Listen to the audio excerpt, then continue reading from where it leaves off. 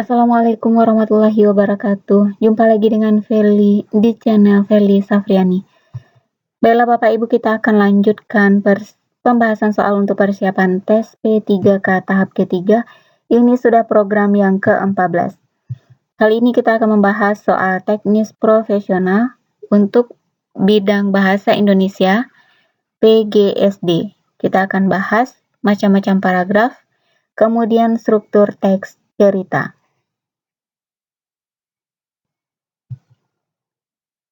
Yang pertama kita akan bahas macam-macam paragraf berdasarkan isinya. 1. Paragraf deskripsi adalah paragraf yang menggambarkan objek yang bertujuan agar pembaca dapat melihat, mendengar, ataupun merasakan objek yang digambarkan tersebut. 2. Paragraf narasi. Paragraf yang menceritakan tentang peristiwa ataupun kejadian yang di dalamnya terdapat alur cerita, tokoh, konflik, dan latar yang biasanya kita temui dalam cerita novel. 3. Paragraf eksposisi. Paragraf yang menyajikan suatu informasi berdasarkan fakta. 4. Paragraf argumentasi. Paragraf yang berisi pendapat yang didukung dengan data dan penulis berusaha meyakinkan pembaca dengan data yang disajikan. 5. Paragraf persuasi. Paragraf yang berisi ajakan kepada pembaca. Untuk lebih pahamnya tentang macam-macam paragraf ini, kita akan bahas dalam bentuk soal. Soal yang pertama. Pagi itu, Davin sudah siap berangkat ke sekolah. Sebelumnya, ia tidak lupa sarapan. Setelah hendak berpamitan, ibunya menegur Davin. Ibunya menyuruh Davin melihat salah satu bagian dari kakinya.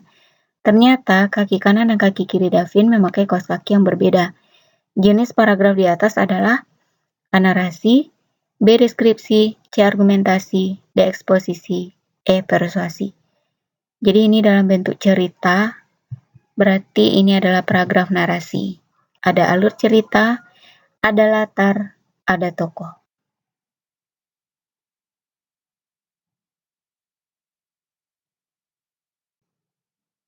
Soal kedua.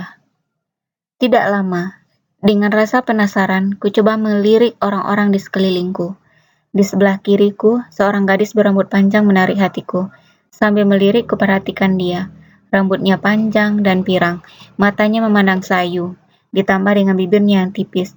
Dia membuat jantungku berdetak hebat. Rasanya aku mengenalnya. Tapi di mana? Jenis paragraf di atas adalah A. Narasi, B. Deskripsi, C. Argumentasi, D. Eksposisi, E. Persuasi.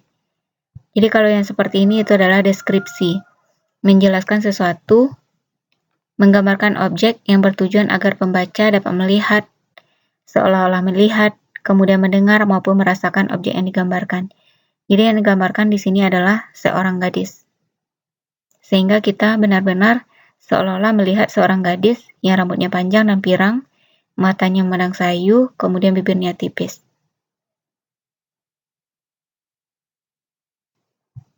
Soal ketiga. Buah pepaya memiliki banyak manfaat bagi kesehatan. Buah pepaya mengandung papain dan serat yang dapat membantu mengatasi gangguan pencernaan. Kandungan vitamin C dalam buah pepaya dapat memperbaiki sistem imunitas tubuh. Sementara itu, biji pepaya juga mengandung flavonoid untuk menjaga kesehatan ginjal. Jenis paragraf di atas adalah A. Narasi, B. Deskripsi, C. Argumentasi, D. Eksposisi, E. Persuasi. Jadi ini adalah paragraf eksposisi menjelaskan tentang buah pepaya dan itu memang faktanya, memang fakta dari buah pepaya.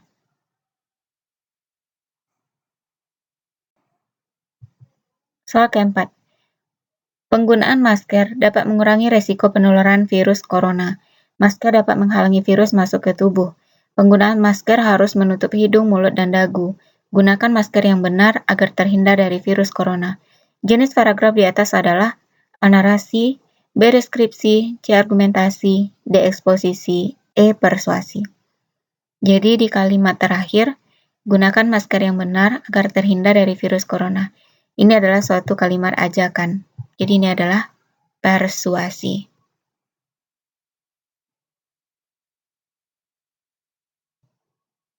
Soal selanjutnya. Kebiasaan merokok sangat membahayakan kesehatan. Ada berbagai bahan kimia berbahaya dalam kandungan rokok. Zat kimia tersebut dapat menimbulkan kanker apabila terhirup oleh perokok. Perokok pasif lebih rentan terkena bahaya rokok. Rokok juga menimbulkan ketergantungan pada pemakainya. Jenis paragraf di atas adalah A. Narasi, B. Deskripsi, C. Argumentasi, D. Eksposisi, E. Persuasi. Jadi ini adalah paragraf argumentasi, berisi pendapat tetapi berdasarkan fakta.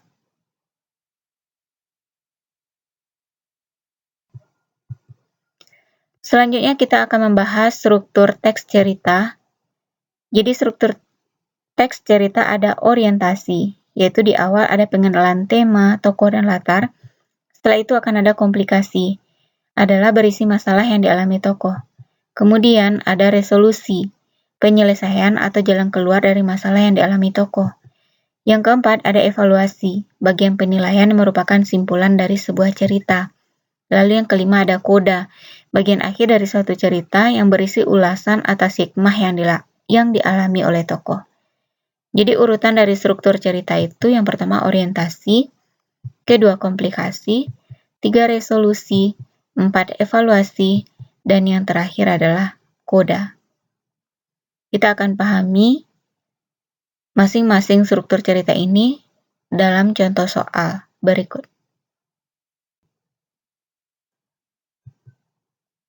Dinda adalah seorang gadis yang berusia 15 tahun. Dia baru saja lulus SMP. Dinda adalah anak yatim piatu. Dia sudah ditinggal ayah dan ibunya sejak bayi. Sekarang, Dinda tinggal di desa Unggan bersama neneknya. Nenek Dinda sudah tua.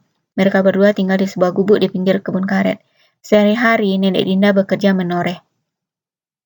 Pagi itu, Dinda mengutarakan niatnya untuk menyambung pendidikan ke SMA, karena tahun ajaran baru sudah dekat. Namun, nenek Dinda menjawab, "Bukan nenek tidak setuju, tapi keadaan kita seperti ini, sedangkan SMA sudah butuh biaya, tidak sama dengan SMP. Lagi pula, kamu akan ke sekolah dengan apa?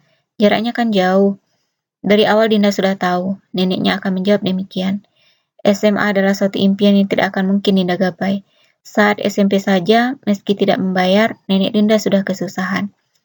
Sejak saat itu Dinda lebih banyak diam. Bagi Dinda tidak melanjutkan sekolah berarti pilihan selanjutnya adalah menikah muda, sama dengan sebagian besar gadis-gadis lainnya. Kabar tentang masalah Dinda terdengar oleh Bu Mimi, wali kelas Dinda saat kelas 9 dulu. Bu Mimi datang ke rumah Dinda. Dinda tetap saja lanjut ke SMA. Masalah biaya biar ibu yang tanggung. Dinda juga bisa tinggal di rumah ibu, ucap Bu Mimi. Mata Dinda berbinar seketika. Secercah harapan telah terlihat. Dinda juga setuju. Akhirnya saat tahun ajaran baru, Dinda sudah berpakaian putih abu-abu.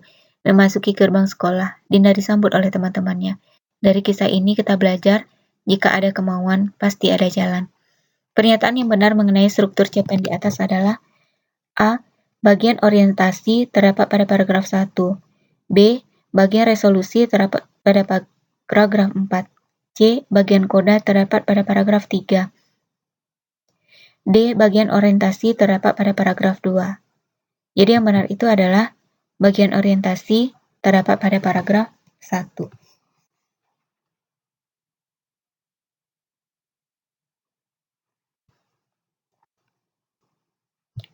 Soal ke-7. Dari cerpen Dinda, bagian komplikasi terdapat pada paragraf Q, A1, B2, C3, D4. Jawabannya adalah pada paragraf Q2.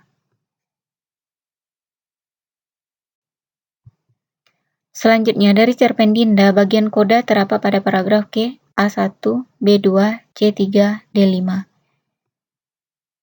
Jawabannya ini adalah D, paragraf ke-5. Selanjutnya, struktur cerpen yang berisi pengenalan latar cerita dengan waktu, ruang, dan suasana terjadinya peristiwa dalam cerpen adalah A. Koda, B. Orientasi, C. Resolusi, D. Komplikasi. Jadi kalau pengenalan itu adalah orientasi.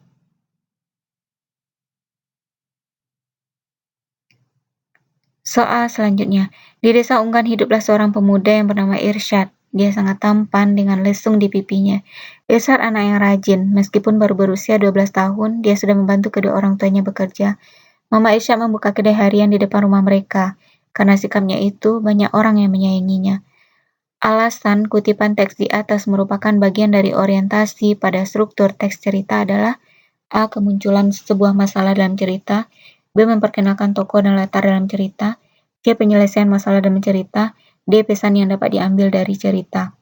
Jadi kalau seperti ini hanya bagian awal, yaitu pengenalan, memperkenalkan tokoh dan latar cerita. Inilah yang dimaksud dengan orientasi.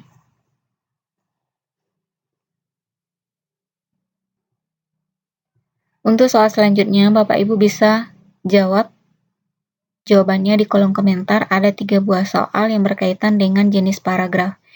Yang pertama, teh terbuat dari daun teh yang sudah dirajang kecil-kecil, lalu dikeringkan, kemudian diproses sedemikian rupa. Ada yang dicampur kembang melati agar baunya wangi, dan masih banyak lagi campurannya, sehingga menimbulkan dampak rasa yang enak. Teks di atas termasuk jenis paragraf: A. Narasi, B. Eksposisi, C. Argumentasi, D. Deskripsi. Silakan Bapak Ibu jawab di kolom komentar. Jawabannya A, B, C, atau D. Selanjutnya, dia memakai rok panjang berwarna coklat. Betapa sesuai benar dengan warna blus panjangnya. Rok dan blusnya seakan-akan menambah keanggunan pribadinya. Jalannya sungguh santun dan memikat hati yang memandang. Teks di atas termasuk jenis paragraf: A. Narasi, B. Eksposisi, C. Argumentasi, D. Deskripsi. Silahkan pilih Bapak Ibu jawabannya A, B, C, atau D. Terakhir, di suatu pagi yang sangat cerah, Elsa pergi mencari kayu bakar ke hutan. Dia tidak sendirian, karena dia pergi bersama kakeknya. Tak terasa mereka telah sampai di hutan yang lebat. Elsa mendengar suara hewan yang nyaring. Dia ketakutan karena ini pengalaman pertamanya mencari kayu bakar ke hutan.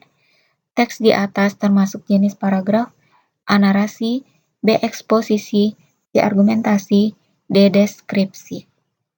Silahkan pilih jawabannya Bapak Ibu, dan tuliskan di kolom komentar 3 buah soal yang tadi. Soal ke-7. Dari cerpen Dinda, bagian komplikasi terdapat pada paragraf Q, A1, B2, C3, D4. Jawabannya adalah pada paragraf Q2.